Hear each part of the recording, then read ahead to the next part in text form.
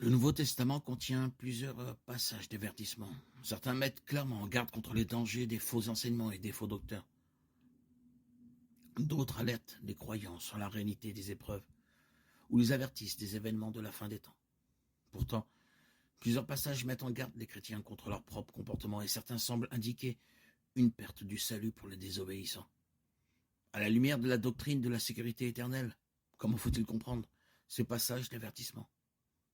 Certains passages d'avertissement du Nouveau Testament visent ceux qui font partie de l'Église visible, mais qui ne connaissent pas vraiment le Christ.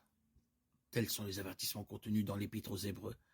L'auteur de l'Épître aux Hébreux adresse certaines de ces déclarations à de simples professeurs qui ne sont pas réellement sauvés. Hébreux 6, 4, 6 et Hébreux 10, 26.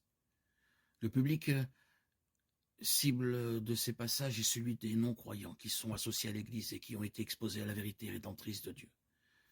Peut-être même ont-ils fait une profession de foi, mais qui n'ont pas exercé une véritable foi salvatrice. S'ils continuent à rejeter Christ, ils seront perdus pour toujours. D'autres passages d'avertissement enseignent par implication la doctrine de la persévérance des saints, c'est-à-dire que ceux qui sont véritablement nés de nouveau ne renieront pas l'évangile ni n'abandonneront Christ. 1 Corinthiens 15, 1, 2.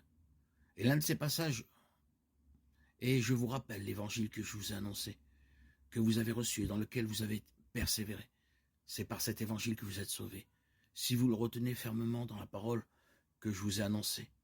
Autrement, vous auriez cru en vain. » La clause de Paul, si vous tenez fermement la parole, est simplement sa façon de dire que tous qui ont vraiment cru en Christ tiendront bon jusqu'à la fin.